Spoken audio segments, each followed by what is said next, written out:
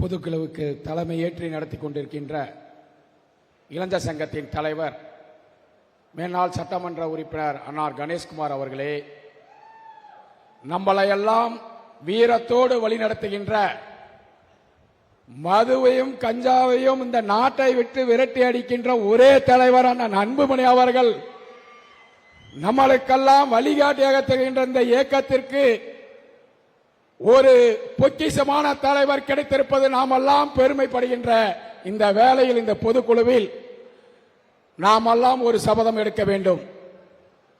அண்ணன் அவர்கள் தொடர்ந்து இந்த கடந்த 2 ஆண்டு காலம் ஒரு எதிர்க்கட்சி தலைவர் இருக்கின்றார் என்றால் தமிழகத்தில் மருத்துவர் அண்ணன் அன்புமணி அவர்கள் என்பதை இந்த நாட்டுக்கே தினந்தோறும் செயலாற்றிக் கொண்டிருக்கின்ற அண்ணன் அன்புமணி அவர்களை கரத்தை வலுப்படுத்த இளைஞர் சங்கம் அனைவரும் கிராமத்திற்கு செல்ல வேண்டும்.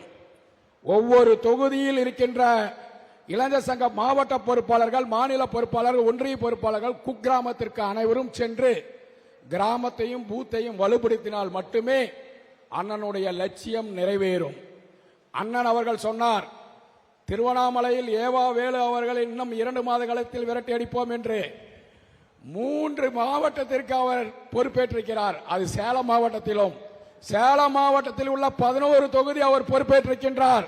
அந்த 11 தொகுதியும் இந்த இளைஞர் சங்கம் படுவார் திமுகவை டெபாசிட் இழக்க செய்வது, திராவிட முன்னேற்ற கழகத்தை திமுகவை தமிழ்நாட்டை விட்டு விரட்டி அடிப்பது இளைஞர் சங்கத்தின் லட்சியமாகும்.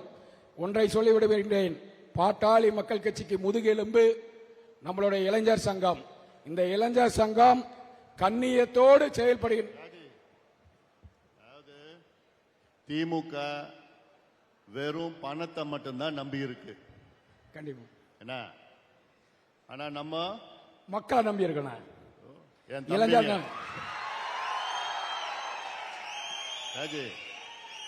இவங்க தான் உண்மையான தளபதிகள். கட்டாயம். இதை விட நமக்கு என்ன வேணும்? இதை விட நம்மளுக்கு ஒரு சான்று என்ன வேண்டும்? இளைஞர்கள் தான் நம்மளுடைய பாட்டாளி மக்கள் கட்சியின் பலம் என்பதை அண்ணன் சொல்லிவிட்டார். நாம் இன்னையிலிருந்து